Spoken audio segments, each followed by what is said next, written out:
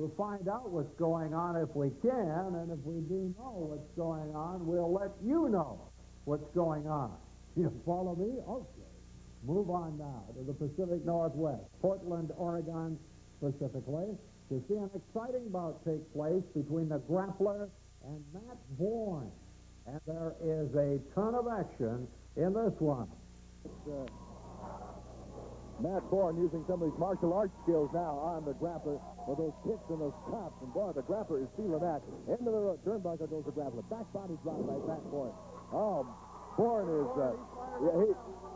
he's losing his cool, and that always means trouble for his opponent. Yeah, I tell you, he's fired up now. Look at the intensity on his face. Oh, yeah, he's good all over his body. Another left hand, and the grappler is wrapped up in his work right now.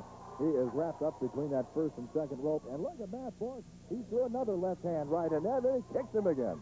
I said, oh. And the grappler came back with one of his own. And into the ropes goes Matt Bourne, in the turnbuckle. Bourne put up that big boot, and he hit Sandy Barr. The grappler fell back and hit Sandy Barr. Boy, Barr is hurt. He's hurt out there, Barry. I tell you, running a size 14. Look at that. Hold it. Here comes Colonel De Beers. Colonel De Beers is approaching the ring. What's going on here? Here comes the assassin. Look at it, Colonel De Beers up on top rope. Looks like he's going to come off. Oh, there's the assassin. Everybody got white showing? He sees the assassin. He sees the standoff. Yeah. Look at those wrestlers in the ring. Don't even know. Look at the grappler. He didn't even know he was there. Yeah, the grappler loaded his boot. Matt Bourne came up behind him. I think he's going to have a pin. Bourne's grabbing the tights, but hey. Matt Bourne gets the win. He's trying to load the boot. The grappler is trying to load that boot and get away with it. He didn't this time, did he, Don? I'll tell you, grabbing the tights is a lot better than loading the boot. Oh, I tell you, what a match. Matt Bourne scoring a big win there over the grappler. Now, Bonnie Blackstone tackles the subjects of tag teams, especially in the Southern Championship Wrestling area. Today's topic is tag teams. In the Southern Championship area, Tommy Rich and Ted Oates have successfully secured the tag team medallions to become their new champions. They had some remarks earlier this week about potential challengers. Let's hear what they had to say. And that's what it's all about. We took away a 55K Chevy. We had a bid night. Ted Oates and myself, Columbus, from Nashville, Tennessee, but Atlanta, Georgia's home to me. So two homeboys brought the medallions home. Now then, we're looking for some competition. There's a lot of teams, too. I mean, Ricky and Robert Gibson, Rock and Roll Express, good friends of mine. But if they want a piece of the action, bring them on. Ted and myself, any comers that want to challenge us for the tag team medals, we're going to stand up for them. That's exactly right. It was a hard job we had that night in Macon, Georgia, to win the Southern Tag Team Championship. And the hold on to them is going to be even harder, and there's a lot of good teams around. Like Tommy said, you got Rock and Roll Express, you got Slater, Rose, Wrestling 2, and whoever he has, maybe Ranger Ross. So anybody that wants them, here they are, and they just come get them. Well, they seem very confident about holding on to their titles, and we do wish them luck. Piccoli as they take on Ricky Choshu and Mr. Cito, and there is great action in this one. Well, it's good, isn't it, to see international stars like Ricky Choshu coming to the North American continent. Right now, speaking of things international, we're going to go to Puerto Rico. The World Wrestling Council has some action there. TNT taking on the Super Black Ninja, and you got to call this one a battle of the ninjas. A coyote on a Saturday night on a full moon after he's had a case of beer or something. Look at him. There's a kick by TNT. A chop, followed by another chop to the neck. Off the rope, down 17. Side kick by TNT, and Super Black Ninja could be ready now. In this match right now, you know that, Rick St. James? There's a reverse kick to the back of the head. Stop. Off the rope, then a clothesline by TNT. And now they're calling for the Cobra. Yeah, that's real good when you have wrestling fans tell you when to put the Cobra on. You got to go up there and look at it and say, well, can I put the Cobra? Oh, no, he's got it.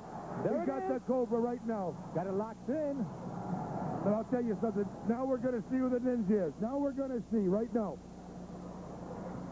This is the Cobra puts men right to sleep, and TNT has won many a match with this precise hold. That's right. You know, Rick St. James, that puts out the blood supply, the oxygen to the brain. It puts you out just like a light, brother. Just like a light. As you can tell, it has its effects right now on Super Black Ninja because he's getting awful weak. Now, who's about to say no mas, Bobby? I think that the match should already have been over when TNT said no mas, no mas. Oh, what's this? Mr. Pogo. What's he doing there? Well, he's scared that TNT is going to put... Mr. Pogo up to the third rope, comes down on TNT's back of his neck. This has got to be a disqualification. I'll tell you something. You know what he's scared of? He's scared you're going to put him to sleep and not wake him up. He's going to hurt him. That's what he was scared of. I like Providence thinking. Just when TNT had the Cobra set about to win this match, Pogo comes in and takes off on TNT. And here comes some help for TNT. Yeah, look at all this. Look at that. There's 25 guys out there. There's 25 guys out there. You see that, Rick St. James? The winner of this match by disqualification is the Dynamite Ninja. The winner there, as you saw, by disqualification, the Dynamite won the TNT Ninja. Over now to Memphis, Tennessee. That's where we're headed to see the continuation and the conclusion of the bout that began on our show about a week ago. Six-man tag team action involving the Cuban Choir Boys and Keith Eric being attacked by Jeff Jarrett, Mark Starr, and Scott Steiner. You know, I think we just saw why we're so optimistic about the career of Mark Starr. You saw a young man in serious trouble against the Assassin and then against Keith Eric, and he was still able to take control of the match again and have the upper hand. Now, of course, and Jeff Jarrett in there. mind to go make a tag immediately, too. Absolutely. Good hip toss. Jeff Jarrett using that athletic ability to the utmost. He's in great condition, was gifted with great natural athletic talent, and boy, he uses those two things to his advantage to the end. On the mat, Keith Eric. Scott Steiner hollering something at the referee. They must be arguing about pulling hair. It's, I guess so. difficult between the Cuban Assassins and Brickhouse to see exactly what's going on in the ring, and I do see that. Jeff whipped in, and what a shot. Man, oh man, rattled his bones. Cuban Assassin number 1 in now. Face lock, Jeff Jarrett.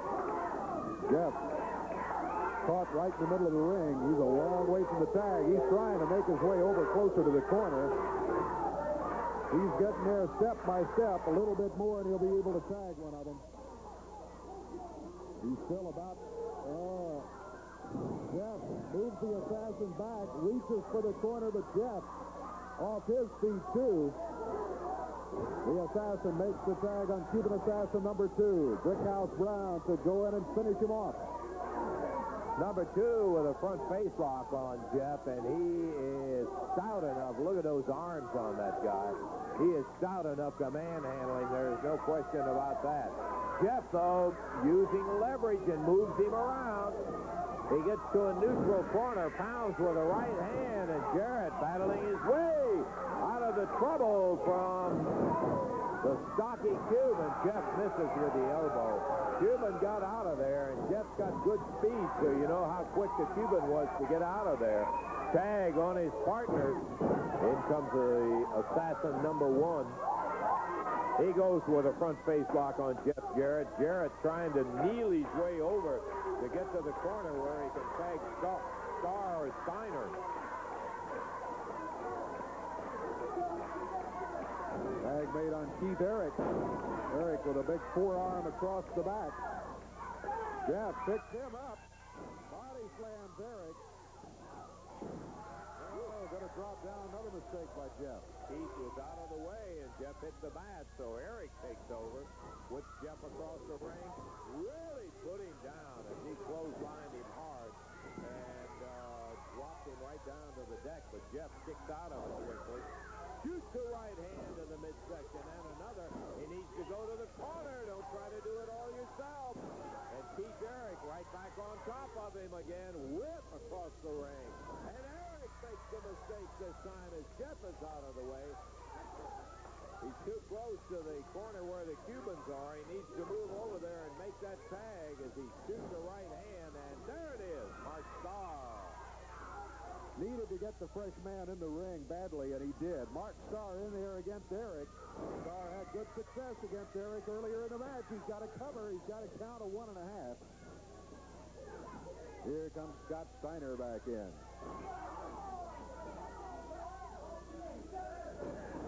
Steiner grabs Eric coming off the rope. Power slams him right in the center of the ring. Counts at 2. Only a 2 count. Hearing footsteps is what happened there, and wisely, too. Steiner saw one of the assassins coming after him. Actually, both of them had started into the ring, and right at the 2 count, he relaxed enough that Eric was able to get the shoulder up. Here's another cover. Counts at 2. This time he got it. 8 minutes, 10 seconds of great 6-man tag team action here. The team of Jeff Jarrett, Scott Steiner, and Mark Starr get the victory in the fall. Boy, what a finale there. The Jarrett boys coming through victorious, a thriller, as they knocked off the Cuban Choir Boys and Keith Eric. Okay, I think maybe I better calm down a little bit and take a stroll over to the doctor's office. You going to join me? Good. The doctor this time, Dr. Brian Plowman, of course, deals with the topic of bodybuilding instruction. Thanks, Ed. Good to be back on Pro Wrestling Plus again this week. Last week we talked about endorphins and exercise, and this week we want to carry on the theme of exercise, but we're going to introduce the topic of instruction. You can get instruction in a local gym, such as Gold's here, and that's good for a beginner, and it's not going to do you any harm, and you'll get a lot of results. But if you want to get expert instruction, you need to consult a fitness group. Now, Roberta Seeger's with me again today, and she and a few others have formed Lifestyle Fitness. This is a consultant company that looks after the needs of fitness people and bodybuilders, particularly in Alberta, but all throughout Canada. Gold's Gym, since fitness Lifestyle Fitness, pardon me, I keep getting that confused, has been located in Gold's Gym, has become really the home of champions in Alberta in the last while. Now, I'd like to know more about it. I'd like you to tell me about what it's all about. When a person first gets started exercising, they can get results pretty well no matter what they do. But it's in a very short time, those results cease. And no matter what level you're training at, beginner, intermediate, advanced, or competitive, so you want to be getting the most results for the amount of time you're spending exercising in the gym. But it really takes more than effort. You can train hard, but it's very important to train smart for maximum benefits. And while Lifestyle Fitness does take care of beginners and intermediate lifters, we take care of everybody who's getting started and wants to lose weight to those who are getting started and want to gain weight. Exactly. We seem to specialize very successfully in the competitive lifters. Well, have you ever? And as you said, since Lifestyle Fitness has located our offices in Gold's Gym has pretty well become the home of the champions in Western Canada. It's probably produced more champions in the last 2 years than any other single gym. Thanks to you, Roberta. Really. Well, thank you. But to carry on, if you want to get the results, you've got to train smart, and just asking another competitor is not necessarily going to work because everybody's different. So there are a number of fitness consulting firms around. Lifestyle Fitness, who are myself and 4 other individuals have just recently started, is one of them. Yes. Now, I know a number of the other individuals, and boy, you've got some really good people involved. And I want to do a bit of a plug. I want to show something here. Now, this is take a look at that, folks. Take a look at that. See? What do you think? Lifestyle Fitness. If anybody's interested in getting expert consultation for any level, they can call area code 403-424-0402. Right. Or area code 403-272-7402. Now, the people that you've had involved in this, and yourself, are all champions, and they've trained champions. Really. I mean, they've been competitive, they've been involved. I should maybe say all. I know that I might be overstating it a bit, but certainly yourself. The level you've been involved at is, I think I'm wanting to put that plug in because you've done a tremendous amount for the field of bodybuilding since you've been working in it for years now. Well, credit where credit is due. I certainly have helped a lot of individuals become champions, but they're the ones who put in the effort. And bodybuilding takes a tremendous amount of self-discipline and dedication. Knowing how to do it is only half the battle. they're the ones who put out the effort, and they deserve the credit where credit is due. I agree. I understand that. But it sure takes a good person to motivate them. Well, thank you very much, Brian. I appreciate the plug. Okay. We have to wrap today, Roberta. We'll be back again in the near future, okay? Talk to you then. Okay. Thanks, Ed. That's it for today. We'll see you next week. Bye for now. It's time now to take a break, after which we'll be back with action from Marietta, Georgia, and we'll have our Mat Classic right here on Pro Wrestling Plus. Wrestling Plus, and this time we're going back to the early 70s for our Mat Classic. I have a little trouble remembering some of these participants, but Afa Anoy and Bob Pringle, I remember extremely well. They're a tag team combination going against Chara Oguchi and Yashu Fuji, and, well, this turns out to be a Mat Classic. Going to say the crowd dying to see Alpha Anoy in action. He's been very impressive in this bout.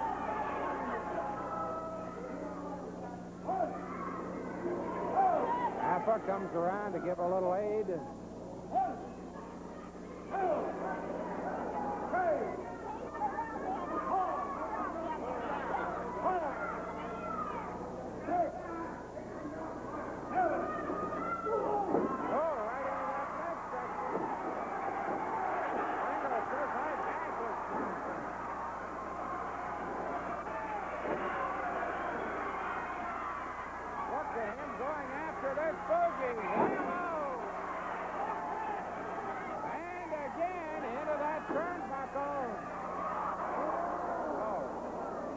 Through onto the post.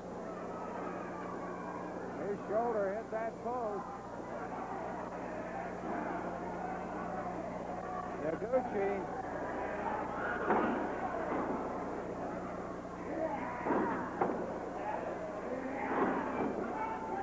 Oh, that could be it. Fuji.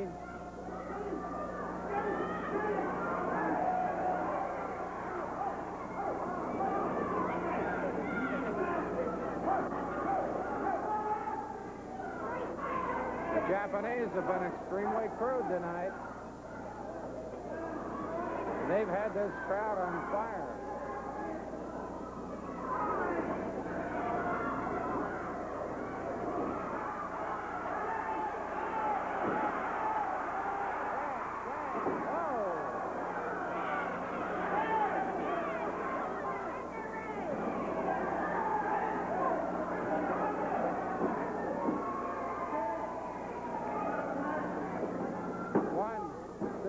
That's all.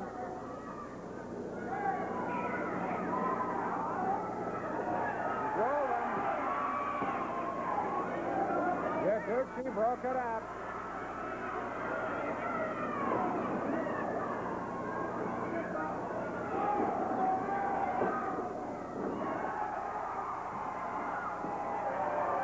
Well, Pringle's making some great moves, but they can't keep Yaguchi out of that ring. Good Pringle work.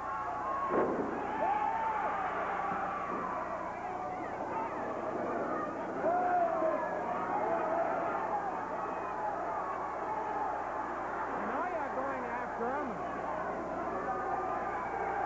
He's got salt in his hand. He's got salt in his hand. Good in Pringle's face.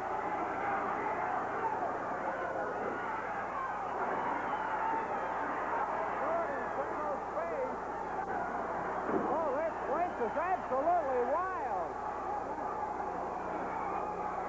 Look at Anoya trying to work with those headbutts. Oh, man. Oh, and he dumps the referee, too. Anoya.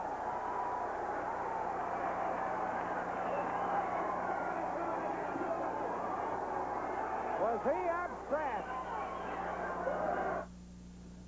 Time now to have a look at the ratings, okay? And this time around, we're going to do something different. We're going to take the 10 most popular and the 10 most hated wrestlers in all of wrestling today.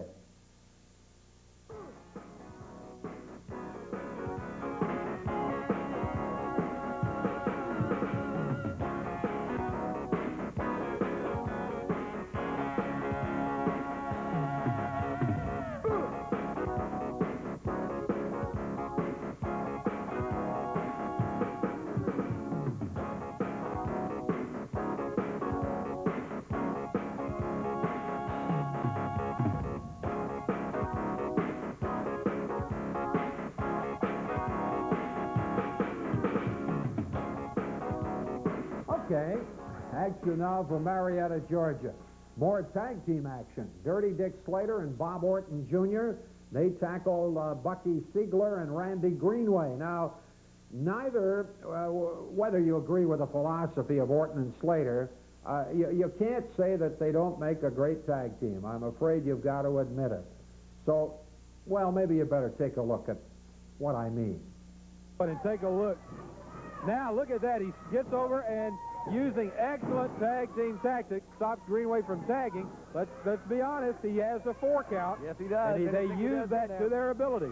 Slater's cinching in, bar in both arms. Comes up, chicken wing suplex. And Rick, it may just be my imagination, but I get the feeling a lot of times when these two men, Orton and Slater, are in a match, they're almost showing off to one another. Like, that's true. Orton looking at Dick Slater in the ring, and Slater saying, hey, look what I can do. Yeah. And then look at this. Then you see things like this. Orton landing his way to the abdominal stretch of Dick Slater. They know how to block the referee. They know how to keep his attention somewhere else so they can get behind his back, get their tactics in, do the damage, and slide out with no penalty to themselves. Well, you know, Dick Slater has told me many times that one of his philosophies is that if the referee didn't see it, it didn't happen. It's a sad but true statement on the outlook on life that Dick Slater's got. And here we go again. Look at Orton pulling, and think of the pressure that's putting on the abdomen of young Randy Greenway. Now, a little double teaming from Orton and Slater. Orton, no slouch as a boxer, ended up that series of blows with a right. It just decked Greenway. But you got to give this young man credit. He stood in there. Everything that Orton and Slater could throw at him, he's absorbed. He's managed to keep from getting pinned, which is a testament to his athletic ability in itself. There's a lot of men out there that would already have been back in the showers, Rick. And young Randy has been holding on, has been able to avoid being pinned, and let's face it, he's in there against 2 of the top wrestlers in the world. Orton posts the arm, lifts him high up, vertical suplex, slingshots off the top rope. Look at that. He didn't even try to. Look at the arrogance in Bob Orton. He didn't even try to cover him. And the referee was down. That could easily have been the 3 count. And as you said, arrogance in Orton. Now, Greenway's face driven right into the mat, face first. That's got to put him out. So this could be a message match. Orton and Dick Slater could be sending a message to the wrestlers in the other dressing room, letting them know, man, oh man, that looked like a football place kick. And Greenway is out. I mean, he is flat out unconscious on the mat. Slater went for the cover. Well, Bucky Slater tried to get in there, but the Greenway hasn't moved since Slater kicked him in the face. The man is out cold. And look at this now. Bob Orton just picking him up and dropping him. I mean, what more can they do to a man who is out cold? Look at this. He's having to lift the man up off of the mat. Greenway's out cold. If he's got any reflexes, it's just instinct reflexes right now. Now what are they doing to him? I asked the question, what more can they do to him? Rhetorical. Obviously, they're going to put the superplex on him, even with him out cold. And don't think Orton's not enjoying this, because he is. Superplex off that second rope. The referee could count to 100 right now. I was about to say he's out of position, but it really doesn't matter. 10-1, 2, 3. Oh, no. Dirty tactics. Winning the bout there for the combination of Orton and Slater, boys and girls. Oh, you wouldn't want to be them anyhow, would you? Okay, we're going to take a commercial break, after which we'll be back with action from the NWA right here on Pro Wrestling Plus.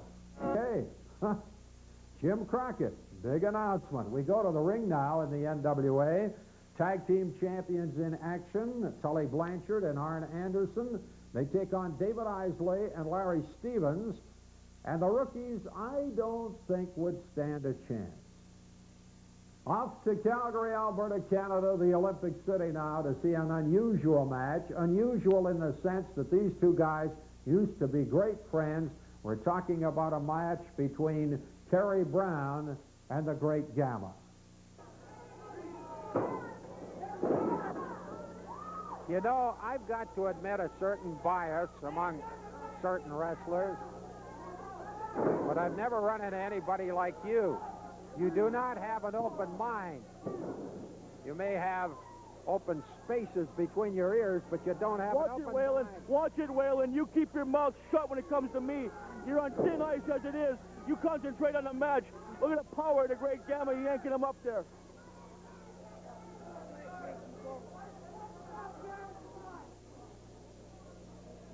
Well, there's no question about it. Brown is hanging on at this point. But he manages to get a desperation elbow, exchanges shots, and again runs into that gouge.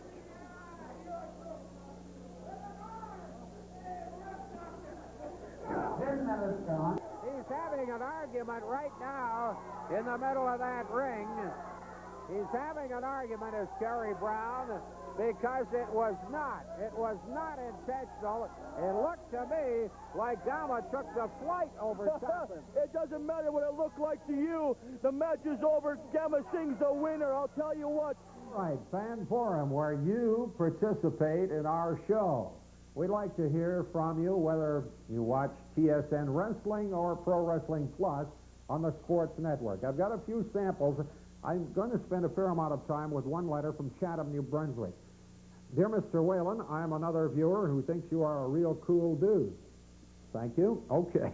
I've been watching the show for a year. I really enjoy it. I get the impression you really enjoy it as well. I wish you'd started years ago. Okay, constructive criticisms and comments, he says.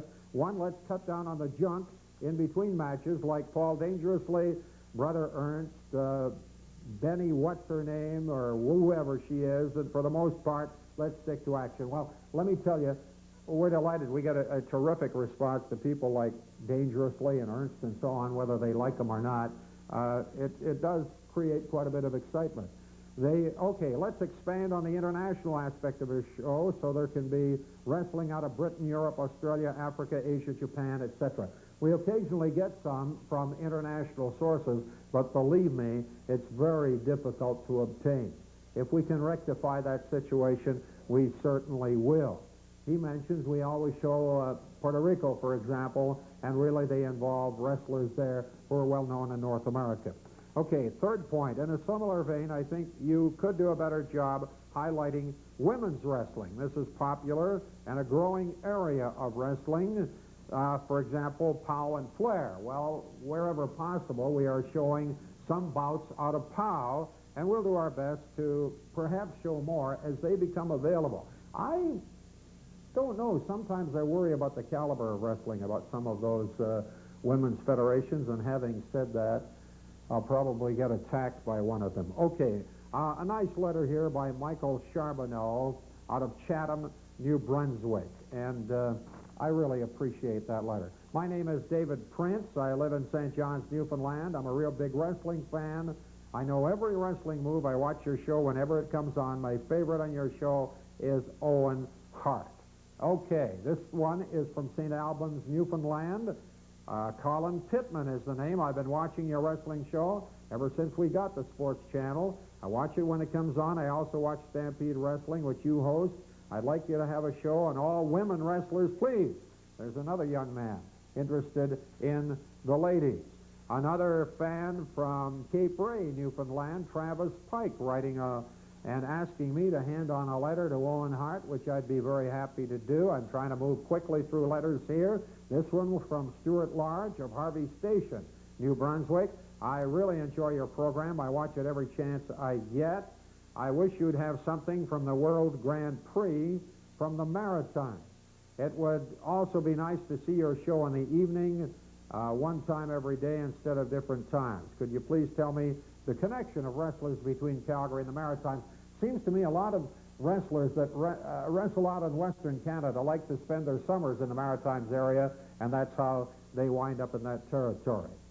Okay, and oh, by the way, are you a commentator in Calgary wrestling? Yes, I am. Stuart Large of Harvey Station, New Brunswick. Here's one from a fan in Calgary. My favorite wrestler is Jason the Terrible. I hope Santa makes a doll of him for Christmas. Well, he isn't a doll, but at any rate, thank you for the letter. Terry LeClaire of Charlottetown, Prince Edward Island. I've managed to get through a fair amount of mail. Yes, I have. And we're going to be back in just a moment with the address for Fan Forum. Stay tuned, okay? Okay, let's go.